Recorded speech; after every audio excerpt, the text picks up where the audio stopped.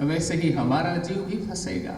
लेकिन अगर हम चाहते हैं कि वास्तव में हम उस लक्ष्य तक पहुँचें, उस अवस्था तक पहुँचें, तो फिर दूसरा कोई विकल्प ही नहीं है। मैं व्यवहार की बात कर रहा था दैनिक, कि ऐसा क्या करें कि हमारे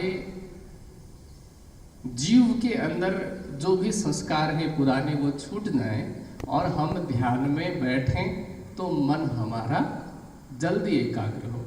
स्वामी जी ने कहा ना अपने विभिन्न प्रवचनों के माध्यम से कि आप 1 घंटा बैठते हैं, लेकिन वो जो अवस्था आनी होती है समाधि की या ध्यान के लगने की जो अवस्था है वो 5 मिनट के लिए ही होती है, और बाकी जो 55 मिनट है वो क्या होता है, उस 5 मिनट को पाने का प्रयास।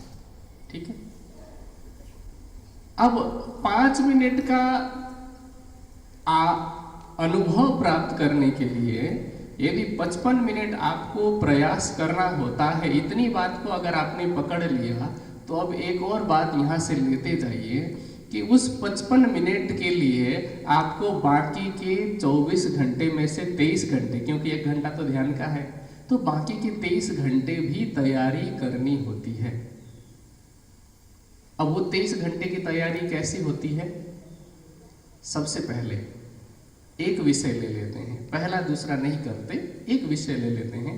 वो विषय है मन की शुद्धता। मन की शुद्धता के बिना आप चाहें कि हम ध्यान में बैठें, हो सकता है कि आसन लग जाए, क्योंकि आसन तो शरीर के अभ्यास की बात है। यम नियम के बाद जब हम आसन और प्राणायाम की बात करते हैं तो ये तो शरीर का योग हो गया। आपके निरंतर अभ्यास से आप 2 घंटा, 3 घंटा, 4 घंटा, 6 घंटा भी बैठना सीख जाएंगे, हठ करके बैठ जाएंगे। लेकिन एकाग्रता मन का विषय है, आसन तन का विषय, एकाग्रता मन का विषय। लेकिन यदि मन एकाग्र ही नहीं हो पाया तो उन 6 घंटे के आसन लगा करके बैठने का कोई लाभ नहीं, और यदि आसन लगाने के साथ साथ में मन भी एकाग्र हो गया तो 6 घंटे बैठने की आवश्यकता ही नहीं। समझ रहे? अब मन की एकाग्रता के लिए सबसे पहली आवश्यकता है मन की शुद्धता, क्योंकि जब हम ध्यान में बैठे होते हैं हमारा यही तो सवाल होता है ना कि मन भटकता है। ये सवाल किस किस का है? सबका। सबका हाथ उठ खड़ा करने की जरूरत ही नहीं है, सबका ये सवाल है कि हमारा मन एकाग्र नहीं होता है। पर क्या आपने इस बारे में सोचा है कभी कि मन जाता है तो कहाँ जाता है? ऐसा नहीं होगा कि 2 लोग 2 सुंदर साथ पास पास में ध्यान में बैठे हों और दोनों का मन एक ही विषय में जाए, ऐसा तो नहीं होगा ना। किसी के अंदर क्रोध के विचार आ रहे होंगे मन में, किसी के अंदर काम के विचार आ रहे होंगे, किसी के अंदर ईर्ष्या के संबंध में विचार आ रहे होंगे, किसी के मन में द्वेष के संबंध में विचार आ रहे होंगे, किसी के मन में ग्लानि के विचार आ रहे होंगे, तो किसी के मन में कोई और विचार आ रहा होगा। हजारों संभावनाएं हैं मन के भागने के, और लाखों जगहों पर वो भाग सकता है। लेकिन मन कहाँ भागेगा? जहां आपकी प्रवृत्ति होगी। मन कहाँ भागेगा? जहां प्रवृत्ति होगी। प्रवृत्ति कहाँ की होगी? एक एक स्टेप को समझना जरूरी है। मन वहां भागेगा जहां आपकी प्रवृत्ति होगी, और प्रवृत्ति वहां की होगी जहां के आपके संस्कार होंगे। संस्कार कैसे बनते हैं? संस्कार बनते हैं कर्म से। और कर्म कैसे काम करता है, या हमारे कर्म कैसे बनते हैं? कर्म बनते हैं संकल्प, विकल्प और विचारों से, या फिर हमारे वातावरण से, कि हम कैसे लोगों के बीच में रह रहे हैं। बहुत सारी चीज़ों का प्रभाव पड़ता है। अब हम एक एक बात को गहराई से समझते हैं। मैंने कहा कि कर्म से संस्कार बनते हैं। कर्म से संस्कार कैसे बनेंगे? जैसे आपने क्रोधजन्य कर्म कर दिया। क्रोधजन्य कर्म में क्या हो सकता है? किसी को आपने अपशब्द कहे, किसी को आपने डांट दिया, किसी को आपने अपशब्द तो नहीं कहा लेकिन चुभने वाली बात बोल दी, उसके दिल को लगने वाली बात बोल दी, या किसी पर आपने हाथ उठा दिया, किसी का आपने दिल दुखा दिया, तो ये क्रोधजन्य कर्म है। ठीक है। अब कामजन्य कर्म क्या है? कामना मतलब इच्छा। आप किसी वस्तु को पाना चाहते हैं, आपके मन में लोभ है, ठीक है, या आपके मन में किसी प्रकार की बुरी वासनाओं के विकार आते हैं, ठीक है, और आपने इसी प्रकार का कोई कर्म किया, ठीक है। इसी प्रकार आपके अंदर मोह के संस्कार है तो आप वैसे कर्म करेंगे। मोह के संस्कार का मतलब कि 1 घंटा तो आप औपचारिकतावश राज्य का ध्यान करने की कोशिश करते हैं, लेकिन बाकी जब आप आंख खुली रखते हैं तो जिससे आपका मोह है केवल उन्हीं के बारे में सोचते रहते हैं, उन्हीं की बात करते रहते हैं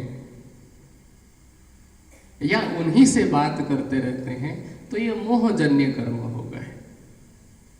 अहंकार जन्य कर्म कैसे होंगे? अहंकार जन्य कर्म में, क्योंकि सभी एक दूसरे से जुड़े होते हैं, अहंकार जन्य कर्म का तात्पर्य जब आप में अहंकार होगा तभी आप किसी को क्रोध में बोलेंगे, तभी आप किसी को दिल दुखाने वाली बात बोलेंगे। जो विनम्र व्यक्ति होता है क्रोध उसे भी आता है, पर वो क्रोध की अवस्था में भी किसी को दिल दुखाने वाली बात नहीं बोलेगा।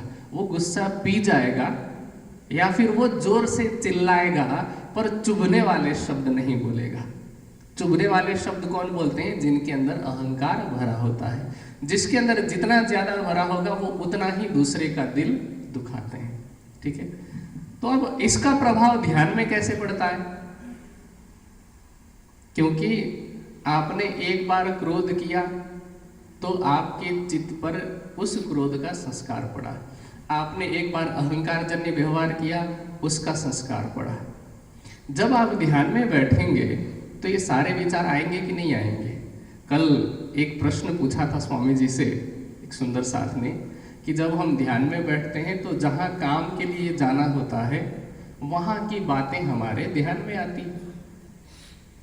अब सोचे कि काम की बातें, जॉब की बातें, बिजनेस की बातें ध्यान में आ सकती हैं, तो हमने जो शब्द बोले हैं वो हमारे ध्यान में आएगा कि नहीं आएगा? जरूर आएगा। तो जब हम ध्यान में बैठते हैं इसी प्रकार के विचार आते हैं मन में। या तो हमने किसी को बोला होगा वो विचार आएंगे, या फिर हमने किसी से सुना होगा वो भी विचार आएंगे।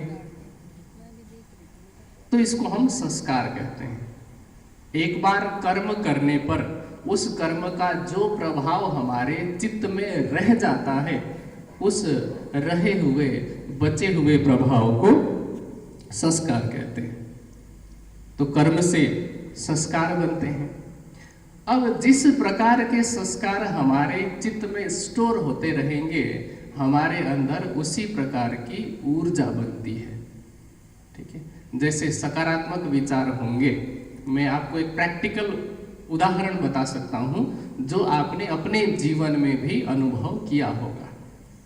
जब आप पन्ना जी जाते हैं, गुम्बद जी के पीछे ध्यान में बैठते हैं, तब आपका मन क्यों लगता है? इसलिए लगता है क्योंकि वहां पर महामती जी आज भी ध्यान में विराजमान है, पहली बात। और दूसरी बात, उस स्थान पर आपके दाएं बाएं सभी लोग ध्यान में बैठे होते हैं। ठीक है। वहां जाने पर आपके अंदर के नकारात्मक विचार अपने आप ही समाप्त हो जाते हैं, क्योंकि पहले ही ये सोच करके गए होते हैं कि मुझे राज्य का ध्यान करना है। ठीक है। आपके पास में जैसा व्यक्ति बैठा होता है, आपका मन भी उतना ही जल्दी एकाग्र होता है। ठीक है। ये सकारात्मक ऊर्जा का मैं बाह्य लाभ बता रहा हूं। आंतरिक लाभ ऐसा है, जैसे आपके मन में राज्य के लिए बहुत अधिक प्रेम आ जाए तो आपका मन क्या करता है कि आंख बंद करके बैठ जाए। प्रेम आने पर चिल्लाने का मन तो नहीं करता, प्रेम आने पर दौड़ने का मन भी नहीं करता, प्रेम आने पर अनायास ही आंख बंद करके बैठने का मन करता है। ठीक है, ये सकारात्मक ऊर्जा है। नकारात्मक ऊर्जा क्या करती है कि मन को हमारे मन को नीचे की तरफ लेके जाती है। जैसे हमें क्रोध आया, 2 मिनट आप क्रोध करेंगे, उसके बाद आप बहुत थका हुआ महसूस करेंगे। समझ रहे? 2 मिनट के क्रोध में आपको थकान महसूस होगी। आप किसी के प्रति नकारात्मक विचार लेकर के आएंगे, किसी के अनिष्ट का चिंतन करेंगे, थोड़े समय के बाद में आप ही को ग्लानि महसूस होगी, कुछ समय के बाद। हालांकि ये तब होगा जब आप थोड़े से भी सजग हो, थोड़े से भी जागरूक हो। तो सकारात्मक ऊर्जा हमें ऊपर की ओर लेके जाती है, नकारात्मक ऊर्जा हमें नीचे की ओर लेके जाती है। अब ध्यान तो ऊपर की ओर जाने का नाम है ना। ध्यान ऊर्जा को, हमारे मन की ऊर्जा को ऊपर की ओर लेके जाने का नाम है, वो भी एकाग्र करते हुए। तो जब आप बैठे, आपके मन में ये सारे विचार आ रहे हैं जिनका अभी मैंने वर्णन किया, तो ध्यान कैसे लगेगा? हमारी कमी यहीं पर हो जाती है। मैं दोबारा कह रहा हूं कि मन भाग रहा है ऐसा तो हम सब बोलते हैं, पर मन कहाँ कहाँ भाग रहा है उसके बारे में ध्यान नहीं देते। तो ध्यान लगाने की पहली सीढ़ी ये है कि हम ये देखें कि मन किधर भाग रहा है। दूसरी सीढ़ी ये है कि जहां भाग रहा है उधर भगाने का कारण क्या है। जैसे क्रोध के विचार आ रहे हैं तो उसका कारण क्या है। ग्लानि के विचार, ग्लानि मतलब समझ में आता है ना, हम गिल्ट फील करते हैं ना कि हमें ऐसा नहीं करना चाहिए था, हमें वैसा नहीं बोलना चाहिए था, है ना। तो ग्लानि अनुभव करने का कारण क्या है उसको देखें, या किसी भी प्रकार के बुरे अनुभवों का। ये दूसरी सीढ़ी है। तीसरी सीढ़ी क्या है कि क्यों का उत्तर अगर मिल गया तो उन्हें हटाएं। योग की भाषा में इसे ही यम और नियम कहते हैं। स्वामी जी ने निजानंद योग और ध्यान की पुष्पांजलि में जो यम नियम, आसन, प्राणायाम, प्रत्याहार, धारणा, ध्यान, समाधि के रूप में अष्टांग योग की व्याख्या की है, ये ऐसे ही नहीं की है।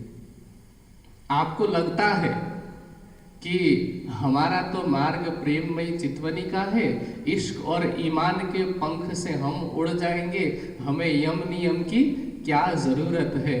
पर इश्क और ईमान की बात बताने से पहले भी वाणी में बहुत सारी बातें बताई हुई है। बताई कि नहीं बताई है? आप इश्क ईमान की बात कहाँ जा करके करते हैं? किरंतन में किसी प्रकरण में पढ़ लेंगे, ठीक है, परिक्रमा में पढ़ लेंगे, सागर श्रृंगार में पढ़ लेंगे, लेकिन सबसे पहले हम कौन सी वाणी पढ़ते हैं? रास। रास में सबसे पहला प्रकरण किसके संबंध में है? माया के संबंध में। माया के जो हथियार बताए गए हैं उसमें क्या क्या बताया है? अहना, आयुध, अमृत, रूप, रस, छल, बल, वल, अकल, अगिन, कुटिलनी, कोमल, चंचल, चतुर, चपल, है ना। काम, क्रोध, लोभ, मोह, अहंकार, इसी को इन रूपों में दर्शाया है। चंचलता, चंचलता किसकी? शरीर की चंचलता थोड़ी है, मन ही की चंचलता है, अर्थात मन का भागना ही चंचलता है। और मन कहां कहां भाग रहा है उसी के विषय में तो अभी हम बात कर रहे हैं। तो सीधे इश्क और ईमान के पंख नहीं लग जाएंगे। किसी भी पक्षी को उड़ान भरने के लिए केवल घोंसले से कूदना पर्याप्त नहीं होता, उसके लिए उन पंखों के एक एक रेशे को मजबूत बनाना पड़ता है। और वही ये सब रेशे हैं जिनकी मैं बात कर रहा हूं। हम बड़े पंख की बात कर रहे हैं और उसकी मजबूती कैसे आएगी इसके विषय में बात नहीं कर रहे हैं। इसीलिए आज भी हम सब सुंदर साथ इन 4 दिन की चितवनी के पश्चात भी कुछ ज्यादा आगे नहीं बढ़ पाए हैं, क्योंकि ध्यान का नाम ही एकाग्रता का है। मैं ये बात बार बार विभिन्न चर्चाओं के माध्यम से कहा करता हूं। जैसे आप किसी कमरे में रहते हैं, उस कमरे में आपने अपने जितने भी लगेज हैं, बैग्स हैं, तीनों टाइप के ट्रॉली बैग हैं, फिर हैंड बैग है, बैग का प्रत्येक सामान निकाल करके अलग अलग जगह पर फैला रखा है। टॉयलेटरीज को बाथरूम में रखा हुआ है, ठीक है। कुछ कपड़े हैंगर में लटका रखे हैं, कुछ कपड़े बिस्तर पे फैला रखे हैं, ठीक है। एक जोड़ी जूता कहीं रखा है, एक जोड़ी चप्पल कहीं रखा है। और फिर आपको चाहिए कि 1 घंटे के अंदर अंदर एयरपोर्ट भी पहुंचे, सारा सामान लेकर के पहुंचे, तो कैसे संभव होगा? नहीं संभव होगा ना। आपका सारा समय तो उन सामान को समेटने में ही निकल जाएगा। यही तो हो रहा है हमारे साथ इतने दिनों से, कि हम समेटने का प्रयास करते हैं 1 घंटा और फैलाते हैं कितनी देर? पूरा दिन फैलाने में ही तो लगाते हैं। थोड़ा सा सामान मतलब यहाँ पर संस्कार या विचार, थोड़ा सा सामान हम काम के रूप में फैलाते हैं, थोड़ा सा सामान हम क्रोध के रूप में फैलाते हैं, थोड़ा सा लोभ मोह अहंकार के रूप में, विवाद के रूप में, ईर्ष्या के रूप में, द्वेष के रूप में। और जब हम इतने सारे सामान को फैला करके रखेंगे, 1 घंटे में तो समेट ही नहीं पाएंगे। इसीलिए हम 1 घंटा बैठने पर भी वो जो स्वामी जी 5 मिनट की क्वालिटी टाइम की बात करते हैं, वहां तक नहीं पहुंच पा रहे हैं। इसलिए हमें पहला ध्यान देना है उन सामान को समेटने पर।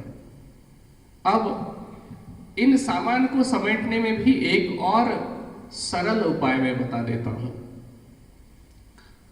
जिन वस्तुओं को हमने पूरे घर में फैला रखा है, उनमें से कुछ ही वस्तुएं हमारे काम की होती है कि नहीं होती है? मनुष्य को कितने कपड़े चाहिए दैनिक जीवन में गुजारा चलाने के लिए? मैं 3 जोड़ी कपड़े कहता हूं। एक पहनने के लिए 1 जोड़ी, और 2 जोड़ी कपड़े जो है वो अगले दिन के लिए। वैसे तो 2 से भी काम चल सकता है, पर एक में इमरजेंसी के लिए कभी अचानक से कुछ गंदा हो गया ये वो, ठीक है। लेकिन हम तो 3 के जगह पर 30 जोड़ी कपड़े भी हो जाए तो कहते हैं कि यार पहनने के लिए कुछ है ही नहीं, ठीक है। पहनने के लिए कपड़े की कमी नहीं है, पहनने के लिए समझ की कमी है कि हमारे पास इतने सारे ऑप्शन है, समझ में नहीं आ रहा है कि कौन सा वाला पहनो। तो हमें उन वस्तुओं को कम करने की आवश्यकता है या हटाने की आवश्यकता है जिनके बिना हमारा काम चल सकता है। तो भौतिक जीवन में हमें अपरिग्रह की आवश्यकता है, भौतिक वस्तुओं के अपरिग्रह की। अपरिग्रह मतलब अनावश्यक वस्तुओं का संग्रह न करना। अब हम वस्तुओं का संग्रह करना छोड़ सकते हैं, वो आसान है। आसान है कि नहीं है? लेकिन वस्तुओं के अपरिग्रह के साथ में विचारों का अपरिग्रह भी बहुत आवश्यक है। विचारों का अपरिग्रह कैसे? कि अभी एक साइकोलॉजिकल प्रयोग चल रहा था। ये मेरा फोन है, इसका वजन अगर मैं आपसे पूछूं कितना है, तो मैं समझता हूं इस कवर को हटा दिया जाए तो 120 ग्राम का होता है। एक आइडल जो वेट होता है मोबाइल का, वो लगभग